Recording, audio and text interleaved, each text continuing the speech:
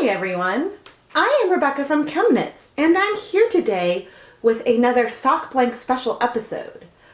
But in this episode we are going to be using a homemade double strand crochet blank because I want to show that not every blank that you dye with has to be knit. I crocheted this blank using the double crochet stitch. It's about 40 stitches wide, and I made it using 2 strands of Knit Picks Wool of the Andes worsted weight yarn held together. I did crochet this from a center pull ball, so there might be some twists when we unravel it, but as soon as I clip this yarn, we will have and after we dye it, obviously, we will have 2 identical 50-gram skeins of yarn that would be perfect for a matched pair of mittens or something else, or maybe making a symmetrical scarf or cowl. There's many different options of what you could do with a great matched set of worsted weight yarn. When I first made this crochet blank, I saw dozens of possibilities of the way you could dye it. I'd love to hand paint stripes, stopping at, maybe in the middle of a double crochet round, or, maybe dip dye it diagonally or hand paint a pattern. I think that the way that, each row is, almost an inch tall, I think that that lends to some really interesting ways that the dyed blank could translate to a final skein of yarn. Today we are going to use a pretty simple technique. We are going to dip dye this crochet blank in some Wilton's Violet food coloring so we can break the Wilton's Violet on this blank and get a gradient of color. This is something that I have done on a homemade knit blank before, and I want to sort of see if I observe anything really different when I do this technique on a crochet blank.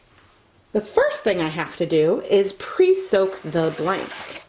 I have here just some plain tap water, and I am going to let this 100% wool blank pre-soak for at least half an hour. The gauge of this fabric is pretty loose. I used the 2 strands of worsted weight yarn and a size K crochet hook. In our dye bath today, I have 10 cups of water, and I am going to add 2 tablespoons, approximately, 1, 2 tablespoons of white vinegar. The concentration of vinegar in this amount of water is one that I know will lend itself to breaking the Wilton's Violet food coloring into pinks and blues really nicely. Just in case you haven't watched any of my Breaking Violet videos here on the channel, Wilton's Violet is composed of red number 3 and blue number 1. The red number 3 food coloring will bind to the wool a lot faster than the blue. It needs less heat and acid to absorb, and since that will strike the wool first, then the blue absorbs slower, we will get this gradient of color and watch our dye bath go from purple to blue. I am currently dissolving a half teaspoon of food coloring in a half cup of water, and we will add this to our hot dye bath right before we start dip dyeing our yarn. All right, we are at a boil and we are about ready to start dip dyeing. I have squeezed out some water from the blank and I have it sort of folded in a half widthwise to help me have control over it as I dip dye. It is still wet. I didn't run it through a solid spinner or anything, but it is not dripping. So now I am going to reduce the heat so we're at less of a rolling boil. And we're going to add our food coloring, stir it up, and then start dip dyeing.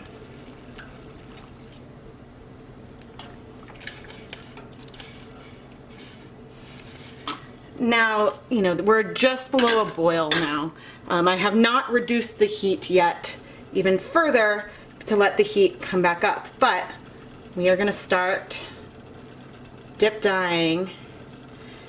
And so what's weird is that I know I'm going to need a slightly different hand on this than what I normally use when I am breaking Wilton's Violet. And that is because this is not quite as long as what I'm used to. But you can see that we are already, and look at how blue that runoff is. I usually like to wait until, well, sometimes it helps to check how blue it is. Eek, that's getting hot.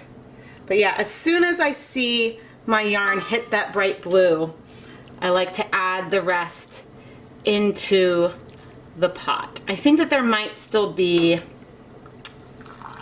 there might still be a reasonable amount of pink in there, but we will see if we get some of our bright blue or if that ends up being more purple. I think that I put it in a little too fast at the end there, but that's bound to happen from time to time. Yeah, so we don't really have my bright blue, but maybe we'll get some of that bright blue within the blank as we unravel it. That would be cool. I really should have had, one of these tablespoons on hand. Yeah, so right now, the only color that's left is this bright blue. Sometimes we might need to add a little more vinegar to help the last colors dissolve, but if I just pick this up, you can see that there's pink on the outside, but you can start to see the hints of blue just from the fabric moving. So I'm really curious how things will look throughout this blank as we unravel it. But for now, I am going to let this go for 10 minutes. I'm going to make sure that the heat stays pretty low, and then we'll come back and see if we've started to exhaust this blue food coloring. It has been 10 minutes and our pot is just under a boil right now. And you can see that we have cleared almost all of the food coloring. There's still a tinge of blue, but most of the blue is now in our yarn. So let's take a peek. Ooh. This gradient isn't as intense because I don't have like the section of full blue that I frequently get with these dip dyes, but I think we still have a really amazing purple gradient with the promise of some nice peekaboo blue patches in the center. So we definitely have a beautiful gradient of color, and I look forward to seeing what is on the inside. I'm going to turn off the heat, and I'm going to go ahead and let this sit in the dye pot another 10 minutes. If you are satisfied with your color, this step is not necessary at all. I just want to give a chance for maybe a little more blue to absorb, if it will. But then we will take it out of the pot. With that additional 10 minutes cooling in the dye pot, there is very little color left at all. So now we can remove our pretty blank. And I like to just drain off some of the excess water. It helps things cool faster. We can place it in our heat-safe bowl to cool. You can see the steam still coming off of the yarn, but I've arranged it a bit in this bowl so you can see how pink this edge that went in first, and we get through more and more, I guess more and more blue or less and less pink as we go around. I see what looks like hints of potentially some bluish or less pink parts poking out of this section, and I am again really excited to unravel this to see the kinds of gradients we get.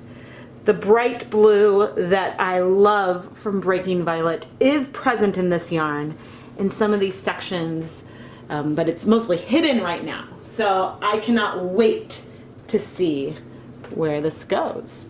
But we do have to wait. We have to let this cool completely so we can wash the yarn. Let's wash our dip dyed crochet blank. It's funny because the way that the colors move along the top of it up here, it almost has an iridescent quality. Right now this is just cool room temperature tap water that I've dipped this in. And you can see that we have no colors coming off of it, which I didn't expect there to be any bleeding. But I am going to add some clear dish soap just to help try to dislodge any unbound dye and maybe rinse out some of the vinegar. But I will, and then you can wring it out. Now you want to be careful when you're using 100% wool that you don't felt the fibers. So the nice thing about using a knit or crochet blank is it protects the fibers a little more than they would be in the skein. Nevertheless, you don't want to go through abrupt temperature changes or agitate it too much. But I am going to continue rinsing the fibers and then probably put this through a salad spinner to remove excess water and hang it up to dry. The dip dyed crochet blank is now dry, but whoa, are these colors intense. I feel like that this blank has even more intense pinks than if I were to just dip dye 100 gram skein into the dye bath. But I think that might be because the colors, oh yeah, look at that. You can see some blue inside here. I think that it's probably because there's a smaller surface area for the dyes to strike immediately. So we are gonna have, I think a little bit of pink all over, and the pink's gonna get more and more intense, but we're probably gonna see blue specks all the way throughout. It's taking all of my self-control to not start unraveling this blank right now. But I think that I would like to do it in a live stream so you can see my reactions as I look at these color changes. Let's show the other side of the blank as well. Anyway, I think I will do a live stream to unravel this blank into 2 identical 50 gram skeins of yarn, and then I will come and show you what it looks like on the Nitty Knotty so we can see our lovely gradient. I just finished the live stream where we unraveled our crochet blank into 2 identical 50 gram skeins of yarn, and wow, this is really close to becoming my favorite yarn ever. Here is a close-up of the yarn. We started at the top with a lot of blue and hints of purple, and you can kind of see as we go down the blue specks get smaller and less frequent as we transition from sort of a blue or purple to this magenta. But in the magenta we still have these bright blue specks throughout, giving sort of a constant to this gorgeous, gorgeous yarn. I mean, I was worried that the gradient would be underwhelming, and this is not underwhelming at all. This is spectacular and would knit up into something totally beautiful. I am now going to go wet the yarns so that way I can let the crimp from the crocheted yarn relax and we can store these as skeins without risking them getting super tangled. These yarns are some of my favorites, I think possibly ever. I knew and sort of anticipated that we would see some variation of depth of color based on the way that the crochet stitches were placed. What I did not expect is that this would let us see breaking throughout the entire skeins of yarn. So while we have our magenta to purple gradient, we've got blue speckles all the way throughout, making this an incredibly, incredibly unique yarn. Some of you might look at this project and think that it looks like a lot of work. I mean, I hand crocheted the double-stranded blank and then I had to dye it, which didn't take very long. But then the unraveling took a little while. And so, is it worth the effort? And I would say absolutely. Now, if I were running a shop and I wanted to try to mass produce these yarns, that I dyed today, it probably would not be worth the labor for resale of the yarns, because it took me a few hours to make the blank. It took, around half an hour to unravel the blanks. And so this is a lot more effort than would normally go into a project if I was using, say, a commercial blank. But this yarn is spectacular and unique. I actually have not tried breaking Wilton's Violet on a commercial sock blank yet to see if we would get some specks of micro breaking in there like we see here. But ultimately, it is always worth the effort if you are doing something that you love and that you enjoy. And I love dyeing yarn. And so even if these yarns end up in an eventual destash sale, but they're probably going to stay in my personal collection, even if they did, it's still worth it because this experiment and video yielded wonderful results. So when you're setting out to do any kind of sock blank dyeing, crochet blank dyeing, the thing to consider is it worth the effort for your own enjoyment? And are you going to have pleasure out of the experience? And if you are, then yes, go for it. But if looking at the prep seems annoying, and if you're thinking that it's not worth the effort, then it's probably not worth the effort for you. I am really looking forward to pushing the envelope when it comes to ways we can dye yarn. And this sock blank special dye along is really just the start. So I cannot wait to see that the yarns that you create as you dye along with me, so that way I can have even more inspiration. I am Rebecca from ChemKnits, and thank you so much for joining me for this really fun dyeing experiment.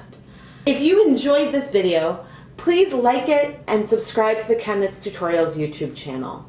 Then you can be notified when I start a live stream, and there's a lot this week. It's the Sock Blank Special Dye Along.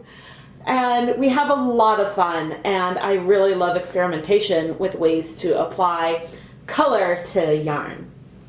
Thank you so much for watching.